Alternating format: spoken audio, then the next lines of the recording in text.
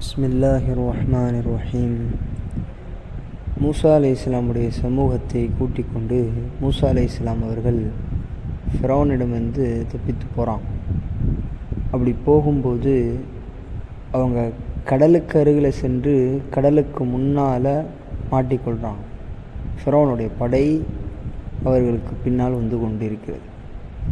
அப்போ மூசா அலைஹிஸ்ஸலாமுடைய படையினர்கள் எல்லாம் மூசா நபியை பார்த்து சொன்னாங்க, இன்னால முதுரக்கூன், என்ன மூசா அவர்களே, நம்ம இவங்கள்ட்ட மாட்டிக்கிட்டோம், அவ்வளோதான், நம்ம இனி தப்பிக்க முடியாது அப்படின்னு சொன்னாங்க. எல்லாருமே நிராசை ஆயிட்டாங்க. எல்லாமே கண் முன்னாடி கடல், பின்னாடி ஃபிரௌனுடைய படை, ஃபிரௌன்கிட்ட மாட்டினா மாறுகை மாறுகால் வாங்கி நம்மளை கொலை செஞ்சுருவான்.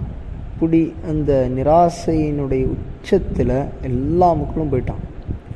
மூசா அலைஹிஸ்ஸலாம் சொன்னார்கள், இதுதான் இன்றைய முஸ்லீம் சமூகத்திற்கு ஒவ்வொரு முஸ்லீமுக்கும் வேண்டும். மூசா நபி சொன்னார்கள், இன்ன மஅய ரப்பி, நிச்சயமாக என்னுடைய ரப்பு என்னோடு இருக்கிறான், சயஹ்தீன், எனக்கு வழிகாட்டுவான் என்று மூசா நபி அந்த உறுதியான ஒரு வார்த்தையை சொன்னார்கள். அல்லாஹ் பாருங்க, அல்லாஹ்வை நம்பி வாழக்கூடிய, அல்லாஹ்வின் மீது தவக்குல் வைத்திருக்கக்கூடிய மக்களை அல்லாஹ் ஒருபோதும் கைவிடுவது கிடையாது. அல்லாஹ் மூசா நபி சொன்னான், கடலை அடியுங்கள் கைத்தடியை கொண்டு அப்படின்னு அல்லாஹ் சொன்னான்.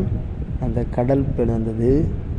எவ்வாறு சாத்தியமற்ற ஒரு விஷயத்தை அல்லாஹ் செய்ய முடியுமோ, நாம் நிராசையாகக்கூடிய நிலையில் இருக்கும்போது அல்லாஹ்வின் மீது உறுதியான நம்பிக்கை இருந்தால் நம்முடைய நினைவில் கூட, நம்முடைய கற்பனைக்கு அப்பாற்பட்டு அல்லாஹ் உதவி செய்வான்.